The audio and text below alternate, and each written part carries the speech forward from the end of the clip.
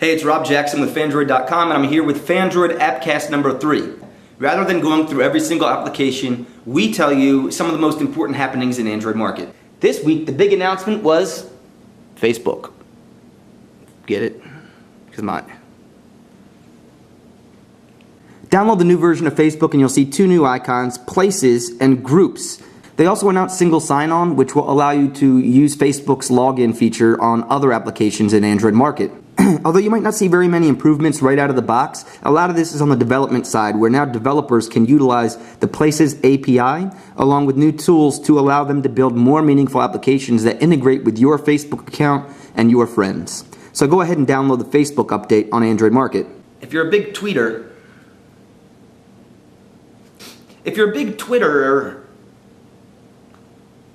the Twitter application's also been updated for anyone who's a big user of Twitter.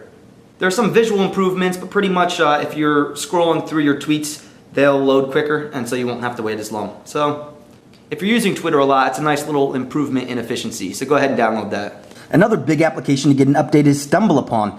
Now, if you're not familiar with the website itself, pretty much you go there and you can have an account and press this Stumble button in the upper left, and you're going to get brought to all these random different websites. But it's a great way to explore content they think you might like, and you can kind of randomly surf the web, which is cool. And of course, they've got an Android application to go along with it. Now, the big thing of this update is that now you can stumble applications in Android market, which is really cool. We're doing this appcast for the purpose of helping you find the best content on Android market, and Stumbleupon helps you do that with this new feature in their app.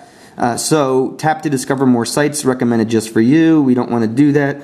This took us to Launcher Pro, and you can see if you just press this stumble button, it should help us stumble different apps and stumble upon the cool apps we might like in Android market. Not only that, but it knows what you have liked and haven't liked in the past, and knowing what you have installed, it can recommend apps based on your preferences. It's pretty cool. So go ahead and grab that. That's Stumbleupon beta in Android market.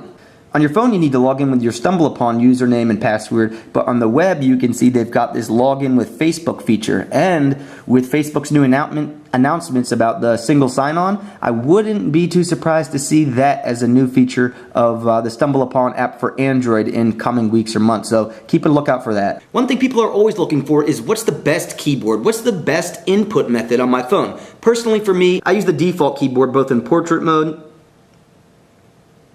and landscape mode.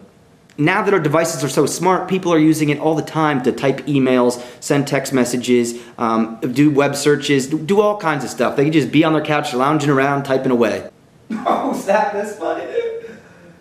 One pretty popular keyboard is Swipe, which some people swear by, but I'm not too fond of. But there are 2 new keyboards in Android market that you should know about this week. One is called the 8-Pen, and the other is Crocodile Keyboard.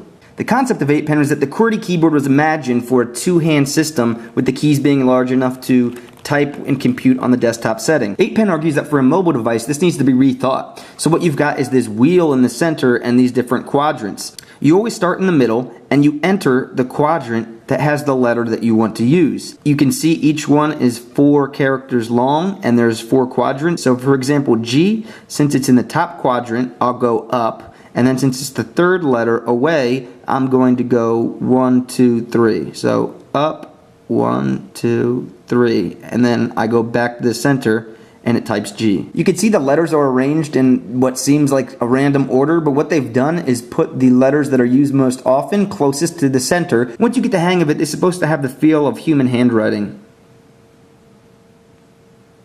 As you can see, I haven't quite got the hang of it. While I applaud the 8-Pen for their innovation, I don't see this as something that's really going to catch on. People are too set in their ways with the QWERTY keyboard, and even something like Swipe, which takes the QWERTY and reimagines it, this is just too far of a leap in trying to change people's behaviors, and it would really take time to learn how to use this efficiently, and I don't think people really want to invest that time. Now, if everybody started using it, I think more people would start using it. That's like the Yogi Berra, no one eats there anymore, it's too crowded, right? Another keyboard that got an update was Crocodile Keyboard, which now allows you to change the background color of the keyboard, the color of the keys themselves, and the color of the text on the keys. Along with, it adds predictive text now too. The concept of Crocodile Keyboard is that when you scrunch all these keys up on a QWERTY device on a mobile phone, right now you have plenty of room between buttons, but if you make everything smaller, then when you push one button, you're much more likely to accidentally press an adjacent button. So what Crocodile Keyboard does is make the keys triangular in shape so that there's less space adjacent to each key. So the key you actually mean to press, when you press it, you're most likely to press that key instead of accidentally typing something next to it. I like the concept of Crocodile Keyboard a lot, but I think it's more effective and you see the gain and the innovation more if it's actually a hardware keyboard as opposed to a software keyboard. So I guess rather than downloading the app, I would just suggest Motorola, HTC, and these guys actually put a Crocodile Keyboard on their phone, slide out or something. Come on guys, hook it up. So that's the 8-pen and Crocodile Keyboard, both on Android Market now.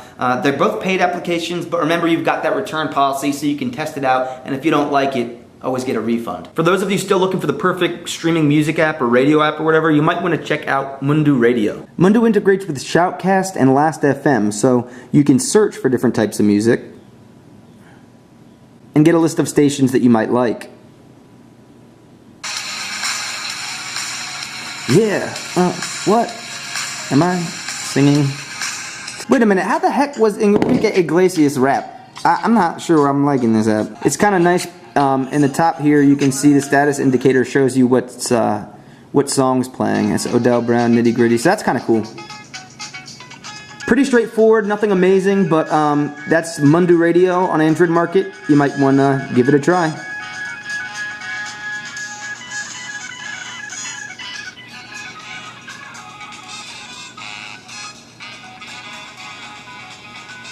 If you're looking for a great game and you really like the tower defense kind of concept, check out Guns and Glory. It's pretty neat. It's a tower defense type of game, so what I mean by that is you position your little players. It's all about where you lay out your team. So you can see you can hire people. So if I hire this guy, howdy partner, shall I gun down for you, $75. And my guys are taking them out. And I guess the idea is you don't want them to get to the end. So if any of you ding-dang Android users want to check out a Western style of tower defense, I suggest you check out ding-dang Guns and Glory. There's actually a free there's actually a free version, Guns and Glory free, and Guns and Glory paid edition that costs $4.20. One application that I didn't have time to try out, but I wanted to tell you guys about was called Mobile Nanny. Unfortunately, parents can't be in two places at one time. Mobile Nanny keeps a log of text messages, outgoing calls, GPS location. So if you want to keep track of what your kid's doing, or catch the other half doing the dirty birdie, you download this to the phone and you can check everything on your phone or your online account. I can see using this for a kid, but you gotta know that you're getting tracked. I mean, you open up the thing, the app drawer, and you see Mobile Nanny there. My problem is that it's difficult to order. I mean, you have to go on their website and then they email you a confirmation link and then you've got to use your username. I tried to download it from Android Market and it said, I want 1 billion permissions and we want to know everything about everything. And then you install it and then nothing happens. I couldn't even open it to do settings or enter a confirmation number. So now I wonder if they're tracking me. They're going to see all my stuff. Great. No, but for real, that's something parents might actually be interested in. I know there's some privacy issues that could be a big discussion. Feel free to bring it up in the comments. But Mobile Nanny, if you're concerned about your kids' whereabouts and whatabouts and all that sexting stuff. So check it out, Mobile Nanny. If you love talk radio, you love podcasts, I definitely suggest you check out This American Life on Android Market. It's $2.99, but this thing's official, man. If you're not familiar with the program, they do like investigative reporting, but in a very narrative way. It's really interesting, journalistic, and fun to listen to and watch. So definitely check that out. It's $2.99 at Android Market. Not free, but it's worth paying for, I think, if you ask me. I'm warning you all, this next one is not safe for work, or for kids, or for this room, so I gotta go somewhere no one can see me. Shh. It's called the Master Licker, and it's supposed to be the tongue's personal trainer for pleasing your significant or not so significant or some random person, I don't even know. This is the beta version. There's also a paid version, And I'm not, I mean, you're supposed to, I don't, Don't stop. I'm not doing anything, lady. I don't know what you're really supposed, what, I don't know what this is supposed to represent. I don't know. It should be a little more picturesque if you ask me. But apparently they turn it into a game, so if you do the right things with your hands or whatever, you go, and this is the really geeks in the crowd will want to download the beta because it will represent real life, where it's like time limit. Sorry, buddy. The 15, is that 15 inches or over? I think it should be 15 seconds, but I just found this whole this whole thing to be pretty funny. The instructions show that you're supposed to use your fingers, lips, tongue, kiss, rub, make circles, and remember, it's not all about power. Yeah, listen to the voice and follow the instructions. So, this is a ranking that I would hate to be on the top of, because obviously, if the only place you can, I mean, I don't even need to say any more about this. That's master liquor. If you're using this, it's probably not the only type of master you are. Some news directly from Phandroid. We saw PopCap announce that Peggle and also Plants vs. Zombies is going to be on Android market in early 2011.